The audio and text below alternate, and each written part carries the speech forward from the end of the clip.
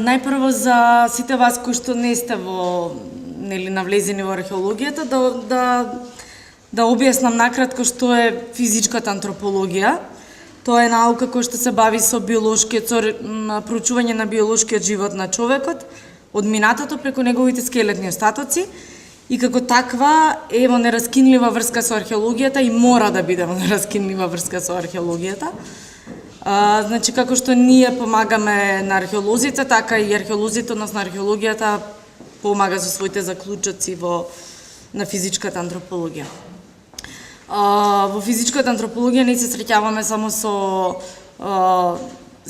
скелети, човечки скелети кои што починале од природна смрт или од болести кои што не оставале траги или оставале траги на коските, туку и со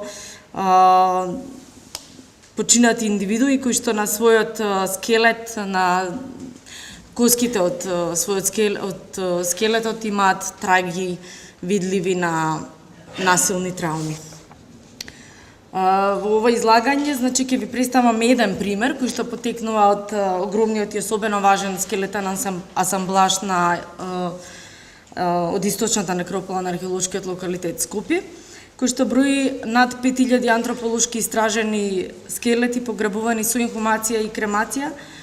Овие истражувања беа правени во текот на самите археолошки истражувања, што е доста ретко во нашава држава. Значи, во поново време веќе не вклучуваат нас физичките антрополози при самите археолошки истражувања, но за тоа треба доста да водиме на тешка борба, бидејќи начинот на антрополошкото истражување е најдобар да се изврши во рамките на самите археолошки истражувања на некрополите.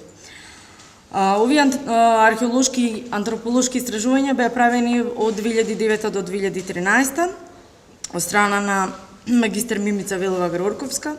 Најголем број на гробови беа со утврдена хронолошка припадност во римскиот период.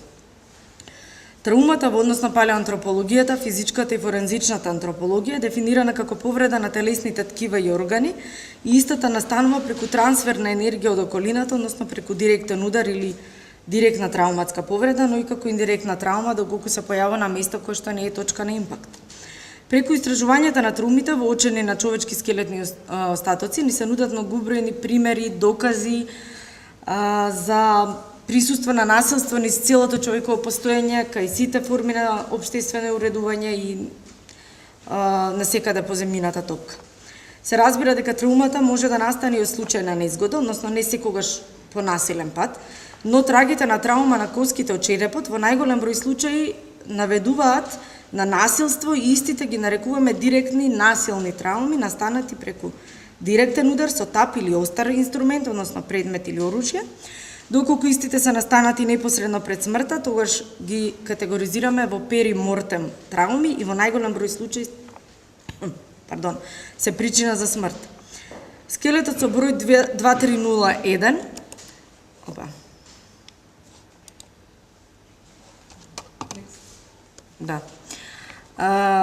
од гробот број 2301 е еден од повеќето скелети на источната некропола на Скопје кои што имаат траги видливи на насилна траума. Скелетот припаѓа на покојничка, односно жена на возраст од 22 до 25 години. На незиниот череп евидентирани се дури 10 траги на перимортална траума, од кои најверојатно 2 се причина за смрт. Дали едната е направена по незината смрт, односно веднаш по смртта, или двете се направени одеднаш, тоа тешко може да се открие, односно да се утврди. Во овој случај траумите се во вид на сеченици, настанати од многу остар предмет, според профилот, изгледот и димензиите, најверојатно се предизвикани од употреба на сечила од 2 или повеќе оружја, нож, меч или секира.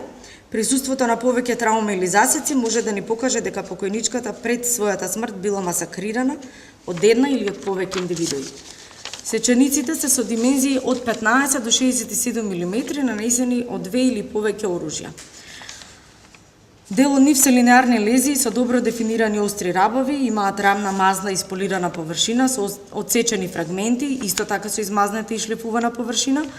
веројатно настанати при вадење на оружјето од точката на удар и директна причина за смрт. Додека дел се перимортални сеченици со помали димензии, веројатно настанати како неуспешен обид во моментите на насилството и немале смртни последици. Ударите ќе ги објаснам по веројатен редослед по кој што биле нанесени, одреден според нивниот изглед. Значи ќе започнам со ударите кои што се со помали димензии, инаку ова е приказ каде се беа утврдени траги на сеченици. Значи скоро по целата глава.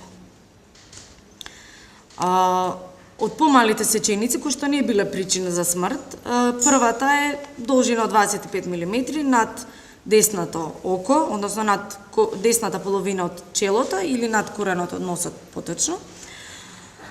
Сеченицата е перимортална, односно настаната непосредно пред смртта, но не е причина за смрт, инаку ударот е нанесен од остро оружје, најверојатно нож. Потоа две помали сеченици на десната половина од челото. Тоа се тие кај долната стрелка. Исто така со помала димензија и една поголема под шевот, кој што го спојува челото со темената коска од левата страна. Тоа е една поголема сеченица и исто така настанати од нож. Потоа уште една сеченица на слепочната коска од десна страна, како и на тилната коска или одзади. Ова е една така поголема сеченица која што е на спојот помеѓу десната темена и десната половина од коската на челото, поделена е со шевот. Има кружна форма и преку нанесениот удар, веројатно со меч, отсечен е цел фрагмент од ектокранијалната површина. Тоа е она каде што покажува стрелката. И со тоа е направена измазната структура и видливо спонгиозно ткиво. Овој удар предизвикал индиректна полукружна фрактура на париеталната коска, која што се наоѓа токму над сеченицата. Повредата е во хоризонтален правец со раслојување од десно кон лево, однапред, која на жртвата, значи гледајќи ја жртвата, и истата била најверојатно клекната. Нема знаци за обновување, истиот удар не бил фатален, односно не е директна причина за смрт. До оваа повреда постои уште една помала сеченица, исто така од нож. Ударите со кои што покојничката била усмртена се вкупно 3, од кои што 2 се на иста позиција. Овој удар е со направилна, да речеме, бадеместа форма и истиот е со должина од 67 и ширина од 25 мм. Првиот удар бил зададен најверојатно со меч, при што е отсечен цел фрагмент од коската, оставени се и шлифувани површини или измазнати површини со остри рабови, кои што укажуваат на многу остро сечило, како и видливо спонгиозно ткиво, а вториот удар бил со пенетрација, односно набивање на оружјето, директно пробивајќи го и ендокранијалниот слој, односно слојот под коската, и веројатно со тоа е повреден и мозокот. Тоа е исто така удар кој што може да се смета за причина за смрт, бидејќи нема трагина за раснување, а и би бил фатален, според начинот на кој што е изведен. Потоа, оној што е најинтересен за мене и веројатно и би бил и за вас и со кој што беше најавено предавањето, односно токму со оваа фотографија, тоа е удар кој што е нанесен со многу остро оружје, повторно ќе кажам, најверојатно меч, но може да и секира, иако самиот изглед на засекот и неговите димензии укажуваат на оружје кој што би било со некоја ширина од 60 мм и дебелина од 6 до 7 мм. Со оружјето предизвикано е расекување на коската на челото, со што се задал засек од 65 мм должина и 7 мм ширина.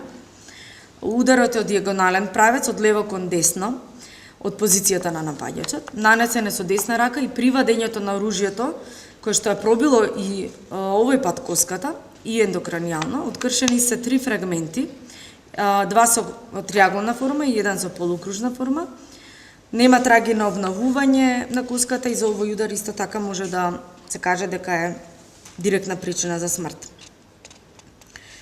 Ниту едно од трагите на удар не покажуваат знаци на зараснување, инаку ова би било на фотографија, стрелките ги покажуваат трагите на сеченици и на удари.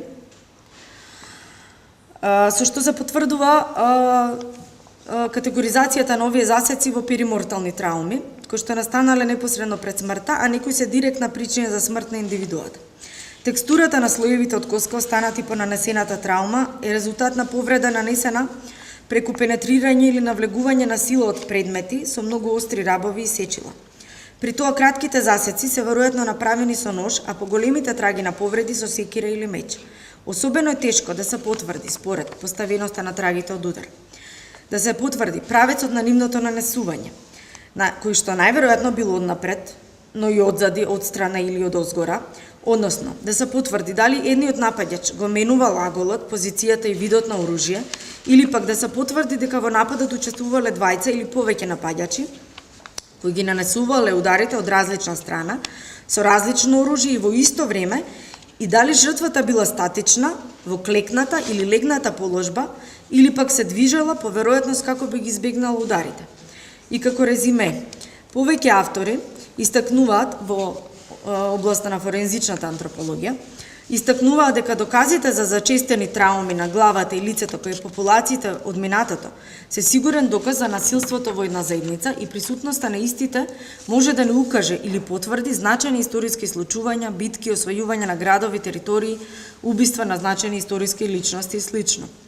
Кај скелетниот асамблаж од источна некропола Скопје, бројот на воочените траги на премортални и перимортални насилни трауми беа особено чести и, што е особено интересно, присутни кај вкупното население, значи и кај мажи, и кај жени, и кај деца.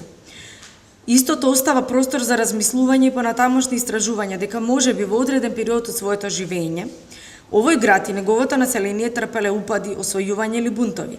Воопшто тие се показател за степенот на насилство во оваа заедница.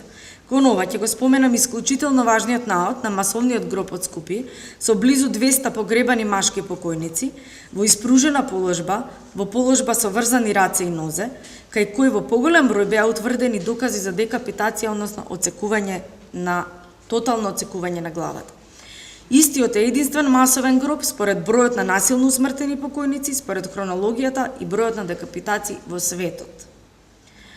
И за крај да алармирам дека за овој материјал потребни се многу покомплексни истражувања, водени од тим на повеќе експерти од различни науки, значи форензични антрополози, физички антрополози, историчари, археолози, експерти за римско оружје, експерти за ДНК, за компјутерска томографија, за C14, 3D анимација, рентгенолози, културни антрополози и така натаму, со што би се дошло до поголеми сознанија, би се реконструирала комплетната слика за насилствата кои му се случувале на населението на римскиот град Скопје и со тоа ќе се комплетира и мозаикот наречен Скопје. И она што е особено важно и кај мене предизвикува такви размислувања, што направила оваа жена за да биде вака измачувана, бидејќи дефинитивно била измачувана. И дали тоа е направено од војска, дали е направено од нејзини блиски луѓе, може би таа допринела со нешто за, може би била омразувана од општеството во кое што живеела, односно од средината во која што фигурирала, но како и да е, до овие одговори не можеме да дојдеме, можеме да си правиме приказни, претпоставки и тоа е исто така убавината во оваа наука. Благодарам.